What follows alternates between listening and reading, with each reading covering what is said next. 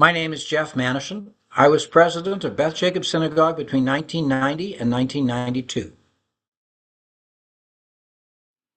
I joined Beth Jacob not long after moving to the Hamilton-Burlington area, so I would say it was around 1978 or so. Norma Mischel encouraged me to join, and I did. And a few years later, my good friends Milt Lewis and Jerry Sway encouraged me to come on the board, and I thought that'd be a good experience to do, so I joined the board.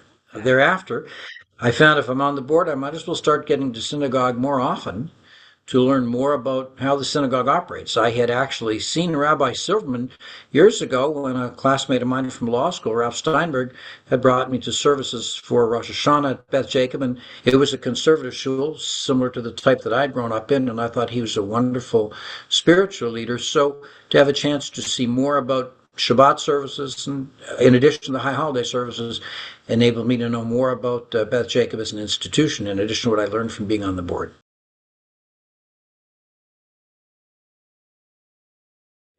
Growing up in Winnipeg, I didn't go that regularly. Obviously, through bar mitzvah days, you went more often, but thereafter, I just largely went on high holidays. So Beth Jacob was actually the place where I started to learn to go to synagogue more often, and I frankly got more out of the services over the years that I did attend. I like the fact that the congregation at Beth Jacob participated more in the services than Shaare Zedek in Winnipeg. They sang. Winnipeg had a choir, and I think people pretty much deferred to the choir. So Beth Jacob's congregants were good.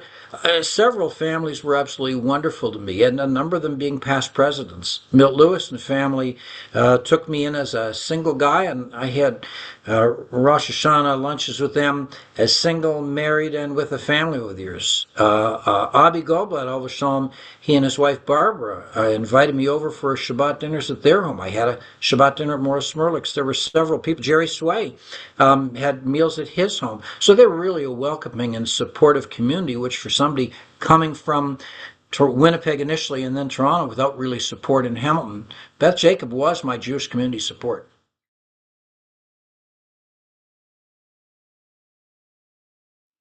Rabbi Silverman, in fact, he was the rabbi throughout my entire period from joining through my time on the executive.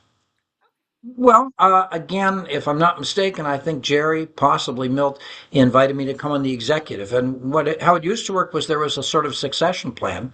You'd progress from secretary through three vice presidencies to be the president. Dennis Perlin had been the secretary for a number of years before me, and he and I had actually worked on updating the synagogue constitution. That was a project Jerome Burgart and I then continued on with, and we completed a substantial overhaul of it. But it seemed to be a natural growth process, having been on the board for a few years. I was asked, and I thought that was an honor to be asked, and so I recognized it to be a responsibility, but I felt ready to take it on, and I knew that the pathway to be president, which isn't something I specifically was looking for, but I knew was really inevitable, would start with being on the executive. But it was terrific. We had a wonderful group on the executive, including people like Morris Smirlick, Alva Shalom, and Merv Rosenstein, and Harold Goldblatt. Terry Wander, Alva Shalom, was our treasurer for a number of years before Mark Scholes took it over, and getting the chance to work with those folks as well as the rabbi in determining issues for the direction of the congregation, for me, it wasn't something I'd ever had the experience of being involved in before. And so it was really rewarding, and it was really educational, too, to learn how to deal with concerns of synagogue congregants, issues of finance, issues of programming, issues of ritual, really issues of community. And along the way, too, I certainly learned about Judaism through Rabbi Silverman. Well, it was an unusual time for me because some years before becoming president of Beth Jacob, I'd agreed to go on the executive of the Hamilton Lawyers Club. And in addition, that's the social arm of the Hamilton legal community. In addition, I'd agreed to be the secretary of the Hamilton Criminal Lawyers Association. And as it turned out, with people departing, being promoted to the bench or otherwise, I wound up being president of all three organizations for at the same time for at least one of those years. The other two organizations didn't involve a substantial amount of time. Beth Jacob certainly did, and I had a young family at the time. And so it was difficult to be away from them and leaving them for the responsibility of my wife Joanne for Saturday mornings and for holiday services, and even bringing the kids to services where I would be up on at the front on the bema. That was challenging and issues in terms of time. It's always been a question of how do you strike a work-life balance, and I've been blessed with certain skills that let me do my professional career in criminal law efficiently. So I managed. I wouldn't say that it was exceptionally taxing, but I know Joanne's perspective would be it was because I was away so much.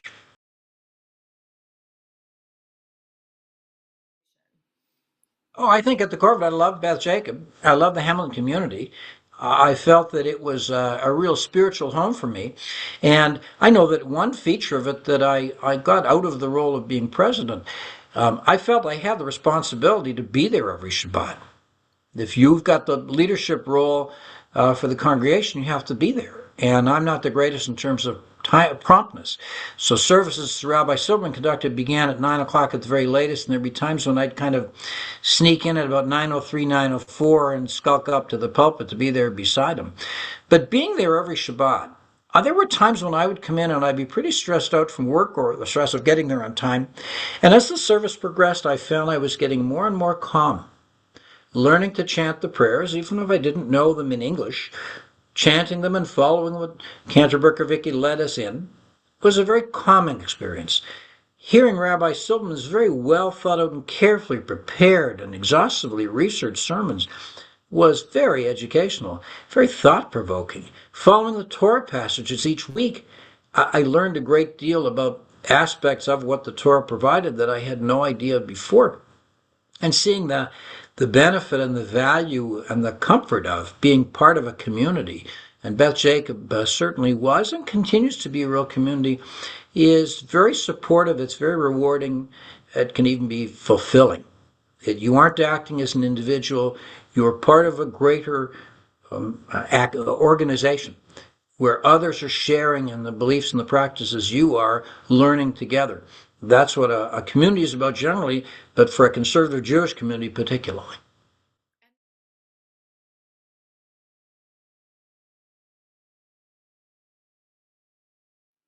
Well, I would say probably one was dealing with the people.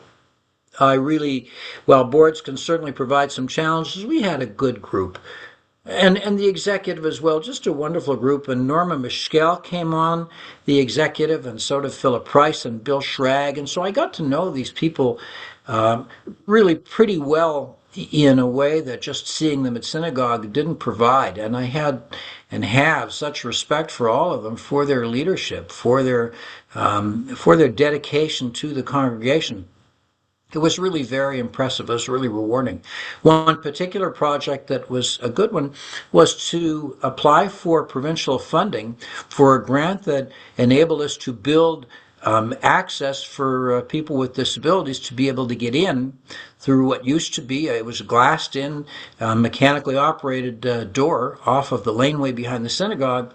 We got that, we applied for it, we got the funding, and we got that built. And so it allowed for accommodation for more people to be able to come to synagogue. We didn't really have any controversies or challenges over that period of time. The annual lottery was a good, successful event that Marvin and Harold were particularly instrumental in being involved in. I would say I had a wonderful feeling being sitting at the front on the high holidays to look out at the whole congregation instead of backs of heads, as you'd see from being in the seats, to say, "Gee, this is our shul." It was a unique perspective. It was one that I knew I would actually kind of miss when I gave it up and just joined everybody else, because it was a rare opportunity to see the congregation before you, all the faces. A couple of things to deal with in particular. Number one is when there are issues of personality conflicts, as there almost always will be, what you have to do is stay above the fray yourself. You can't get emotionally involved in it. Number two, you've got to give the participants the opportunity to be heard. You've got to be properly respectful and being prepared to accept that this is their experience, and you have to realize, personal to them, this is where they're coming from. What is it that is driving their particular concern? And you need that from both sides or all sides. You're going to give all sides the opportunity to be heard. You don't want to be political in any way where you're affiliated with one side or the other. People need to be able to trust the fact you're going to be impartial, you're going to be objective, you're going to be responsive, respectful, and fair. So that to me is the best pathway towards resolving personality conflicts. You want to try and find the common ground because you need to encourage people that it's always in everybody's interest to work towards the common interest of the congregation, which is to be happy, successful, supportive, and positive. So if you have everybody commit to that, and it'd be pretty difficult for people not to, there's your foundation, there's your objective. That's where you want to end up in. How do you get there? By giving people the opportunity to be heard, being properly respectful, and being fair and objective in anything you have to do as a leader. And it may at times involve making decisions, taking responsibility, taking the initiative. A big word for me, if you're president, is if you see there's an issue, take the initiative to address it. It won't be resolved on its own. That's really part of your responsibility. Another part of it I would recommend for any president is to be forward thinking, to be creative in thinking. In my term as president, and again, coming to Hamilton from outside of the community, it always struck me a bit strange. There was an Orthodox congregation, a conservative congregation, a Reformed congregation. They never seemed to work collaboratively as much as could be done. So I actually, during my tenure, arranged for a couple of lunches with my fellow presidents. And we compared experiences, issues. I don't know that that's ever been continued. I would recommend it because we all face challenges here in Hamilton. We all have common interests, and I think it'd be a great exercise for presidents to go through in the future. But at the core of it at this stage, the big challenge is this, I'll call it the synagogue survival and growth. What do you need to do to be able to maintain, but more than maintain, add to the congregation? Well, that's going to take leadership. That's going to take energy, focus, commitment. You have to find ways to be able to show people who are new to the community why they should join Beth Jacob, and it has to be a regular, ongoing effort because you can't simply maintain the status quo at this stage.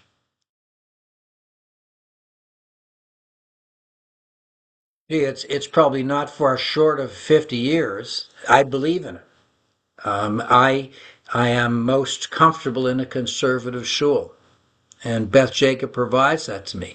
At the present time, I do think that Rabbi Benny is doing a terrific job. I think he's dynamic. I think he's creative. I think he's warm. I think he's funny. I think he's knowledgeable. He's a major resource for us. I want to see the synagogue build on the strengths that he can offer. Ideally, I'd love to see us add young families and have a school so in whatever form to offer educational opportunities for children, because that will attract young families to join. Because the Beth Jacob community is vibrant, is caring, is supportive, is loving, and deserves to continue to exist for the indefinite future.